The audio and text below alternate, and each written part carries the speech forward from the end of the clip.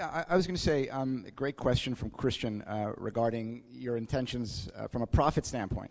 A big part, and often a neglected part of the overall business picture of events, as we see it, is making the sponsor happy. So as a piece of advice, I would say work very collaboratively with your sponsors right from the very beginning.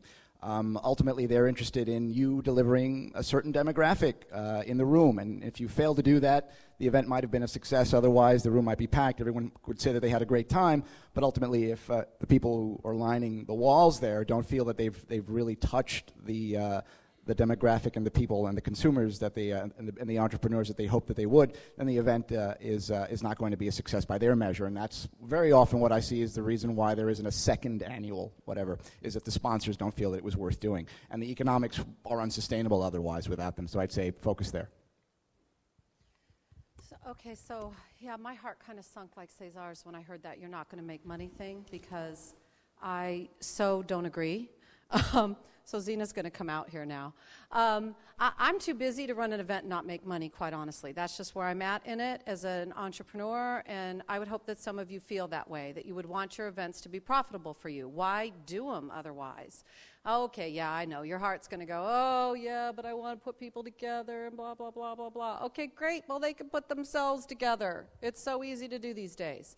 3 years running in San Francisco, eWomenNetwork, monthly event, 30-day cycle, never lost money on event. Had events where I broke even, but I typically profited on them. So I agree with you 100%. And the word he didn't use, but I know you agree with me, is negotiate. You have to know how to negotiate. Don't go in and say, they're paying, $249 to be there. Because guess what? They'll figure out how to use your $249. And they'll tell you they can't negotiate with you. You got to go in and negotiate with people, and it's amazing the deals that you can get. I also believe this. I don't start slow. I'm go big or go home. Okay, that's just me. Okay. All right, that's just my style. My first event in Oakland was actually Thursday. Somebody else said they had an event on Thursday. First event I had ever done in Oakland, new target market for me. I had 76 people there for this event. It was a full-day workshop. I had 15 vendors. It was a very profitable event for me. So just know that, and I do fully catered events. And there's people in the room here that have been to my events. You get fed. They're nodding. I see them. I feed you, all right? So I want you to know that it is possible to do it if you're willing to go big, plan strong, negotiate well. You know that you're bringing your market into a place where people want those people there. That's another thing I've learned. Sometimes a big hotel like this doesn't really want locals here, right? So find a boutique hotel that does want the locals there, because they bring their friends and families and do their little bar mitzvahs and parties in there, and suddenly you can negotiate with them. Right? So start to play the game, and it really can be quite profitable. I would say to that, I look at it, it really depends what your goal is at an event. So I'm somebody who, I run an event, it's completely free. I lose money every month on it, but I'm gaining a lot of social capital. And that's something that you could look at as cash. It really depends what you want to gain. So I started when I first moved out here. It was a small event, similar to Myles. And just at a coffee shop, and it just kept getting bigger and bigger. It's a tech event. VCs show up. The press shows up. Bloggers, other entrepreneurial companies.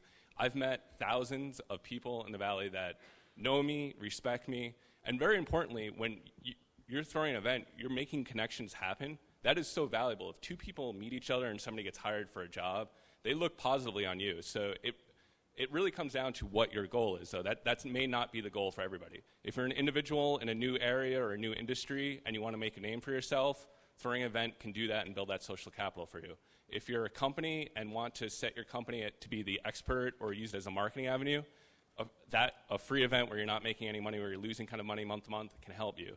If you're an individual doing it as a job or looking to make money off of it, then yes, definitely you should be profiting and negotiating with, whether it's the venue, with sponsors around. I mean, all of these sponsors here, they're here because they want to get to you guys. So the fact that you have this event with a lot of people, that is worth money. So I'm not saying it's not worth money. It just depends on your goal. Elsa or Angie? One thing to consider when you're setting pricing is to do tiered pricing. We found that it really helps get people interested in coming. So for example, when we have venture capitalists and people who work for corporations, they have a lot more money they can spend because they could probably expense it. So you can charge them maybe $50, charge the students that want to come $5, and charge everyone else $25. I think you might get a lot of people coming out that way. Elsa? Well, you can talk about the price of your service now. I mostly hold internal events, so. No, for the Yahoo, how much does that cost? It's free. Yeah, okay, money. Free. So it's mostly for employees. So hopefully we will host more public event that's also free. As a quick follow-up, if you are thinking about doing an event, one thing that I would advise you is to plan something that's just in the evening as opposed to full day. I don't think we've ever spent more than $1,000, $1,500 on one of our mixers that runs from 6 to 9 p.m. On the other hand, if you do a conference or a full-day event, especially at a place like the Hilton, you're going to be dealing with a lot more costs, from wireless to catering to coffee, printing brochures. I mean, there's sort of, I've noticed that as your attendees go like this, and the time that the event takes goes like this, your costs do exactly the same thing. So if you are thinking about doing something, I agree that I've heard a lot of people say start small. Start small in terms of how long it's going to take as well, and that will help a lot.